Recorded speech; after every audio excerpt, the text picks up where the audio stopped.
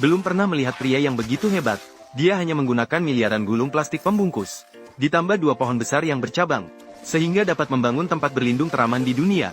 Saat hujan deras turun di luar, di dalamnya tetap kering dan nyaman. Selain itu, desainnya yang jauh dari tanah juga dapat melindungi dari serangan binatang buas. Sisi yang hidup nomaden sering berpindah-pindah.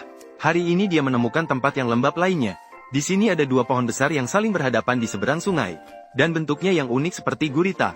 Benar-benar merupakan tempat pilihan untuk membangun tempat berlindung. Terlihat Sisi sudah mengikat plastik pembungkus di leher pohon. Kemudian hanya perlu berputar untuk melilit.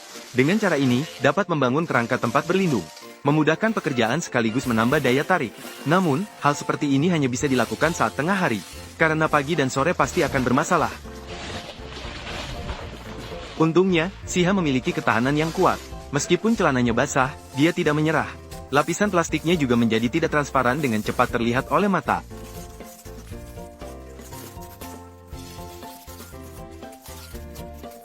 Setelah mencapai ketebalan tertentu, perlu dililit secara vertikal untuk memperkuat.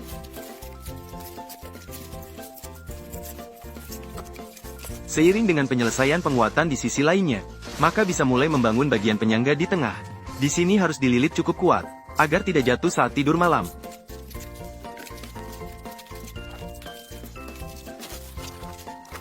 Kemudian, sambungkan semua sudut dengan sambungan tanpa jahitan 760 derajat. Dengan demikian, mencapai kualitas tempat tinggal yang tahan lama. Tak disangka, selembar plastik kecil ternyata dimainkan dengan cara yang luar biasa oleh orang ini. Diperkirakan, bahkan makhluk laba-laba pun akan memanggilnya kakak. Namun, jangan salah sangka, efek yang dihasilkan dari plastik ini ternyata cukup baik. Berbaring di atasnya tidak hanya lembut dan nyaman tetapi juga sangat elastis. Saat ini juga tepat pada waktu makan siang. Tidak ada salahnya berbaring dan tidur siang untuk kecantikan yang menyenangkan. Dengarkan suara aliran sungai yang mengalir di telinga.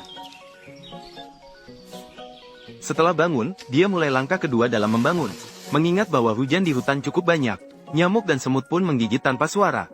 Jadi, harus dibangun ruang yang tertutup rapat. Setelah melilit beberapa putaran di sekeliling, menggunakan metode yang sama untuk memperkuat. Dengan ini, dia membangun struktur atap yang utuh.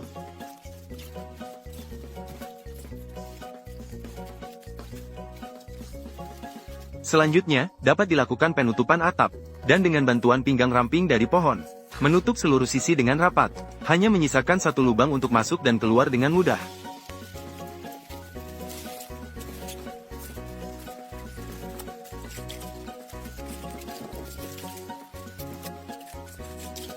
Setelah dia melakukan lilitan yang kacau balau, tempat berlindung ini tampak cukup benar. Berbaring di dalamnya memberikan rasa terperangkap dalam perbuatannya sendiri. Namun, saat badai dan hujan deras datang, selubung ini mulai berfungsi. Tidak ada setetes air pun yang masuk. Efek isolasi juga sangat hebat. Dikatakan, setiap hujan musim gugur membawa dingin. Baru sampai di pintu gua, dia merasakan perbedaan suhu yang besar antara dalam dan luar. Agar tidak mati beku di akhir musim panas ini, Sisi segera pergi memotong kayu kering di dekatnya, dan meminjam sedikit bantuan dari pohon. Pertama, menghangatkan tubuhnya dulu. Dikelilingi oleh api yang menyala, pemandangan ini terlihat jauh lebih hangat. Kemudian dia mengeluarkan makanan dari tasnya, dan sebuah pemanggang daging.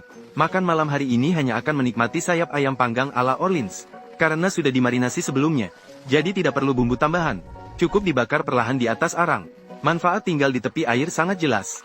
Mencuci sayur hanya memerlukan sedikit usaha. Setelah mengolah sayur-sayuran dengan sederhana, daging panggang juga hampir matang. Meskipun terlihat agak gagal, tapi itu sama sekali tidak mempengaruhi rasa. Satu suap sayuran, satu suap daging. Satu piring lagi pun masih tidak cukup.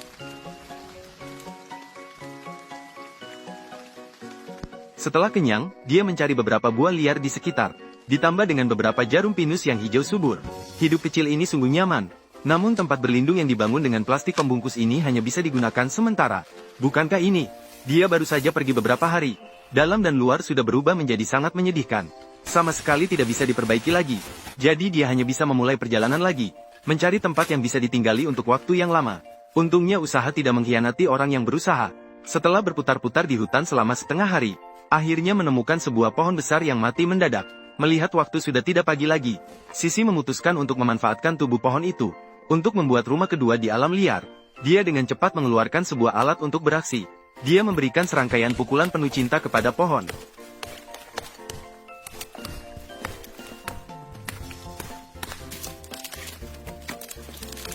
Setelah dengan gesit merapikan semua cabang, selanjutnya, dia harus mengukir permukaan datar pada batang pohon. Berkat 2,5 tahun berkelana di alam liar, hal ini membuat Si Shihai memiliki tubuh yang kekar. Setiap kali kapak diayunkan, itu dengan presisi dan kekuatan yang memotong daging. Dengan cepat, dia berhasil mengukir permukaan yang rata. Dia berbaring dan mencoba, dan itu pas dengan tinggi badannya yang 1,80 meter. Tapi, apakah kamu pikir ini sudah selesai? Untuk membuat tempat berlindung lebih luas dan nyaman untuk ditinggali, Si Shihai terlebih dahulu membuat beberapa lubang kecil di sisi pohon besar. Kemudian, dia pergi mengumpulkan beberapa cabang di dekatnya. Setelah mengukir kedua ujung dengan ukuran yang sesuai, itu bisa digunakan untuk menghubungkan dua lubang di atas dan bawah. Dengan begitu, area tempat berlindung bisa diperluas 2,5 kali lipat.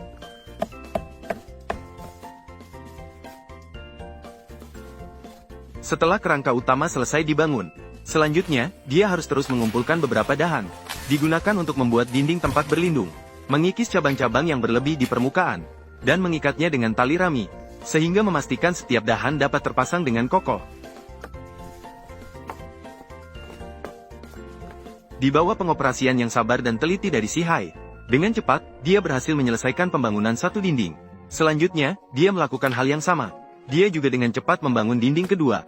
Jangan katakan, memang benar, ruang ini memang terlihat lebih luas. Dan keseluruhan strukturnya cukup kuat dan tahan lama. Bahkan jika diinjak sambil bernyanyi, menari, atau bermain basket tidak menjadi masalah. Dan agar tempat berlindung terlihat lebih indah, bagian-bagian tepi ini tentu harus dipangkas dengan rapi. Nanti jika ada wanita liar yang lewat, dia juga bisa tertarik pada rumah kayunya yang indah.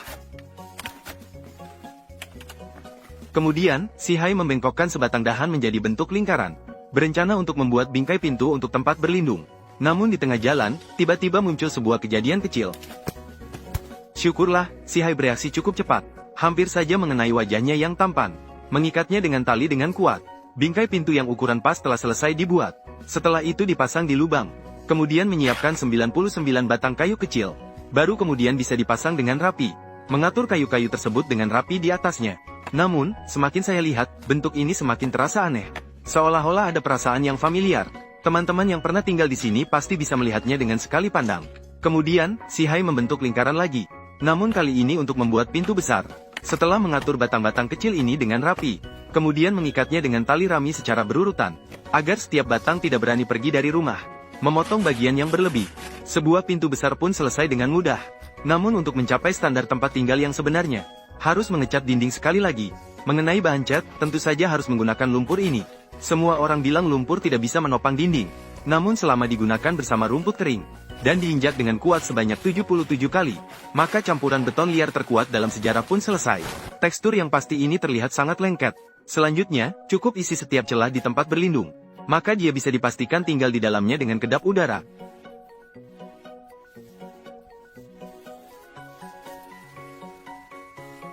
Sementara teras juga telah selesai dicat.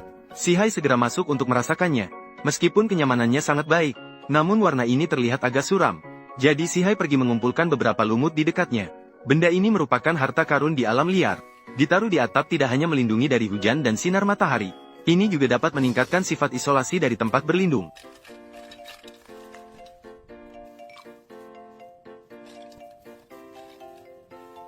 Saat ini, kumpulkan beberapa daun dari tanah. Sebarkan di atap untuk dekorasi. Meskipun hasilnya sangat baik, namun, suasana ini sangat kuat. Ini mengingatkan saya pada suatu suasana. Setelah semua dekorasi pada penampilan selesai, tempat berlindung si empat laut juga sudah selesai sepenuhnya. Jangan salah, suasana kecil ini memang dibangun dengan baik. Sekarang, rakitlah perapian. Tinggal di dalam sana sama sekali tidak perlu khawatir akan terbangun kedinginan di malam hari.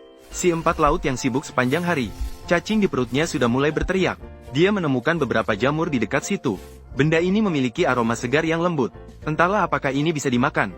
Yang penting, si empat laut memetik banyak kembali. Kemudian, gali sebuah lubang dasar di tanah. Menyalakan api kayu sebagai kompor untuk memasak.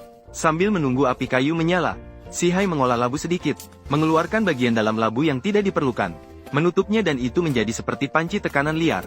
Selanjutnya, bisa mulai memanaskan minyak di wajan. Masukkan potongan bawang bombay ke dalamnya. Tumis di atas api besar hingga matang. Kemudian tambahkan potongan jamur. Tumis dengan cepat hingga merata. Biarkan aroma kedua bahan saling menyatu.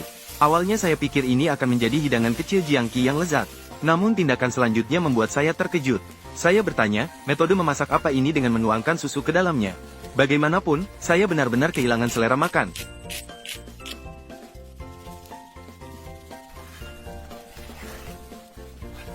Kemudian si Hai menuangkan campuran ini ke dalam panci tekanan. Tampaknya lengket dan sangat pecah. Setelah dibungkus rapat dengan aluminium foil, kemudian dibakar di atas arang. Jangan bilang, anak ini cukup pandai dalam hal makanan. Setelah menunggu selama 2,5 jam, panci labu miliknya akhirnya sudah siap. Si Hai mencicipi dan rasanya cukup enak. Hanya saja penampilannya agak mengurangi selera makan. Jadi kita lewatkan proses ini. Setelah kenyang, dia menyalakan perapian. Sekalian membuat teh jarum pinus untuk menghangatkan tubuh. Saat itu, si Hai yang sedang tidak ada kerjaan, mulai berpikir tentang labu lagi. Namun kali ini bukan untuk membuat panci tekan, melainkan mengolah kepala labu seperti ini. Setelah menyalakan sebuah lilin di dalamnya, itu berubah menjadi lampu malam yang unik. Dengan begitu, saat si Hai merasa kesepian, dia bisa berbicara dengannya. Ini membuatnya tidak merasa terlalu kesepian saat sendirian di alam liar.